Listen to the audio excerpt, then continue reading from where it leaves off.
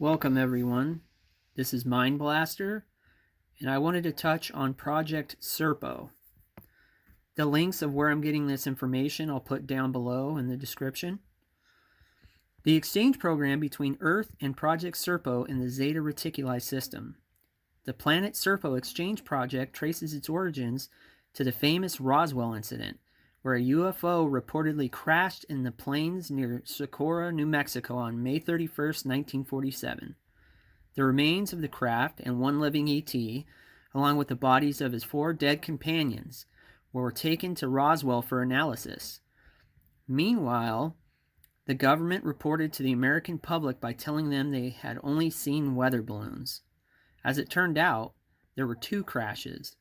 The remains of the second UFO were not found until about 2 years later. It appeared that the 2 spacecraft had crashed into each other. By then, 6 bodies of dead aliens had decomposed, so there wasn't much of them left. Even so, the remains were taken to Wright-Patterson Air Force Base where evaluation and study. The Roswell living ET, later named EBE-1 for extraterrestrial biological entity, was friendly and calm. He attempted to communicate, but spoke in tonal qualities that Americans were never able to understand or speak, according to UFO researcher Len Kasten. EB1 seemed very intelligent and was able to quickly learn English. He informed his keepers that he was from a planet called Serpo, about 40 light years away in the Zeta Reticuli system. EB1 worked with the salvage communication device in his space vehicle to try and contact his home planet. He tried 6 times, and all 6 times the communication system failed. In early 1952, EB1 sadly passed away without ever making contact with his home. His effort was not unrewarded.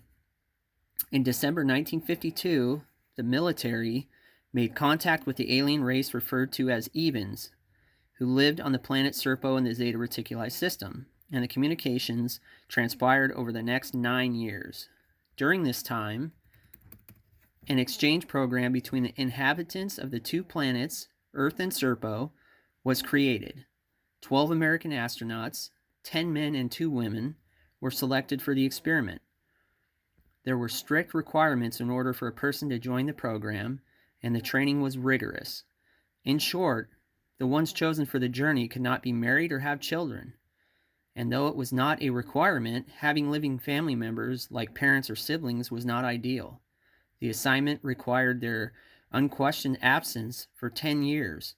No one on Earth should be concerned about their whereabouts for the duration of their mission. The exchange was scheduled to occur at Holloman Air Force Base on April 24, 1964, with approval from President John F. Kennedy. 2 Ebens spaceships landed as planned. A contingent of American government personnel greeted them. The 12 American astronauts prepared to embark on their adventure, but for some reason the exchange got postponed. The Ebens retrieved the remains of their dead comrades and left. The Ebens returned in July 1965 and picked up their passengers. According to Kasten, only 1 Ebens stayed behind on Earth. Now, there's some other good information on serpo.org, which is right here. I recommend you read 27A. That is a Reagan briefing, and it goes into more detail, and it is a great read, and it's completely mind-blowing. So take a look at that. Thank you.